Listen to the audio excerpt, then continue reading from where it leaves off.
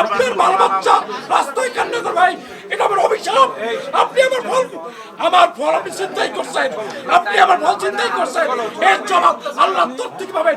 আপনার ফ্যামিলি, আমার বউ বাচ্চা কি আপনি কষ্ট দিয়েছেন, আমার বউ বাচ্চা যে চোখের পানি আপনি পাইছেন, আল্লাহর তরফ থেকে আপনার বিচার হবে, আপনার বিচার হবে, আপনার বিচার হবে।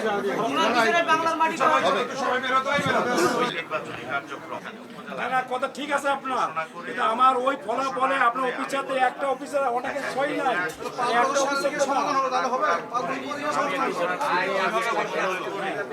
আমাদের তাড়াতাড়ি সময় দেন। আমি চাই না, আমরা শুনেন ভাই 17 বছর জীবন যুদ্ধ করছি, আমরা অনেক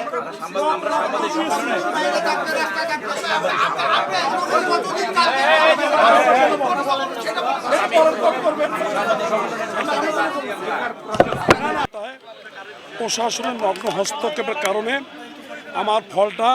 আমার ফলাফলটা ছিনতাই করা হয়েছে। আমার একটাই দাবি, আমার সুস্পষ্ট দাবি, আমি প্রশাসনকে গত 2 দিন ধরে আমি বিভিন্ন জায়গায়, আমার হারাগাছ পৌরসভা, কাউনিয়া উপজেলা, পীরগাঁও উপজেলা, আমার শান্তিপূর্ণভাবে আমরা আন্দোলন করছি। আমাদের একটাই দাবি, চাওয়া একটাই পাওয়া, যে আমাদের এই ভোটটাকে পূর্ণ গণনা করা হোক। কারণ জনগণ ভোট দিয়েছে, জনগণ তাদের কাঙ্ক্ষিত ফলাফলটা পায়নি। তাই আমি প্রশাসনের দৃষ্টি আকর্ষণ করছি। আমরা আজকে ডিসি অফিসে আসছি, হাজার হাজার জনতা আসছে, তাদের একটাই কথা যে আমরা ভোট দিয়েছি, আমরা আমাদের ভোটের ফলাফলটা দেখতে চাই। তাই আমরা ডিসি মহোদয়ের ওখানে গেছি।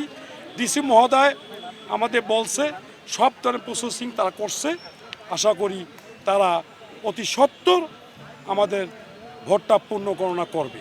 আমার বিশ্বাস পূর্ণ গণনা যদি হয় ইনশাআল্লাহ ধানের শীষ বিজয় হবে। তবে আমি একটা কথাই বলি, পূর্ণ গণনায় যা রায় আসবে আমি তা মাথা পতিয়ে নেব। এবং আপনারা জানেন যে আমার যে নির্বাচনের ফলাফল যে চুরি হয়েছে এবং নির্বাচনের ফলাফল যে প্রশাসনের মাধ্যমে ছিনতাই হয়েছে, এটা সম্পূর্ণ প্রশাসন সহ বর্তমান এনসিপির যে নেতা আক্তার শাপলাকলির প্রতীক, আমি ওনাকে চ্যালেঞ্জ ছুঁড়ে দিচ্ছি, উনি সত্যিকার অর্থে জনগণ ভোটে যে নির্বাচিত হয়ে থাকে, আমার চ্যালেঞ্জ গ্রহণ করা উচিত, ওনারও চাওয়া উচিত যে ভোটটা পূর্ণ গণনা করা হোক। পূর্ণ গণনা করে যদি আক্তার সাহেব এমপি নির্বাচিত হয়, আমি ওনাকে ফুলের মালা দিয়ে বরণ করে নেব। অন্যথায় যদি প্রশাসন যদি কালক্ষেপণ করে, টালবাহানা করে যদি, যেহেতু তাদের হাতে ব্যালট আছে, যদি সময় ক্ষেপণ করে ব্যালটগুলোকে আবার পরিবর্তন করে, আবার একটা কিন্তু সন্দেহ সৃষ্টি হয়। তাই আমি আপনাদের উদ্দেশ্যে বলতে চাই, অতি দ্রুত আমাদের জন্য ভোটটা পূর্ণ গণনা করা হয়, এটা আমাদের চাওয়া এবং জনগণের চাওয়া। আর আমি আমার দলের বর্তমান চেয়ারম্যান, আপনারা জানেন আমাদের দল বাংলাদেশ জাতীয়তাবাদী দল বিএনপি এখন ক্ষমতায় যাচ্ছে। আমাদের প্রধানমন্ত্রী ইনশাআল্লাহ ফি আমানিল্লাহ তারেক রহমান সাহেব আমাদের প্রধানমন্ত্রী।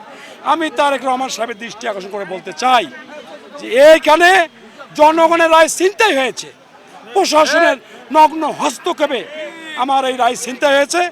আমি ওনার কাছে জনগণের রায়টা যাতে পূর্ণ গণনার মাধ্যমে ফিরিয়ে দেয়, এটা আমি প্রধানমন্ত্রী জনাব তারেক রহমানের কাছে আমি জোর আকুল আবেদন আমি জানাচ্ছি।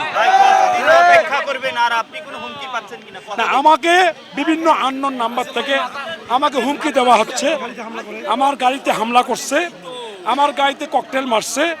আমি আপনাদেরকে একটা সুস্পষ্ট কথা বলি যে আমরা দীর্ঘ 17 বছর জীবন বাজি রেখে আন্দোলন করেছি, সংগ্রাম করেছি, জেল খাচ্ছি, মৃত্যুর হাত থেকে বেঁচে আসছি। আমরা শুধু একটাই, যে একটা নির্বাচন হবে, জনগণ ভোট দেবে, জনগণ তাদের কাঙ্ক্ষিত নেতাকে বেছে নেবে। আমরা সেই দিনটি অপেক্ষা করেছি 12ই ফেব্রুয়ারি। কিন্তু আমরা কি দেখলাম, আজকে যিনি যোদ্ধা, জুলাই যোদ্ধা বলে, উনি তো জুলাই চোর, জনগণের ভোট চুরি করেছে।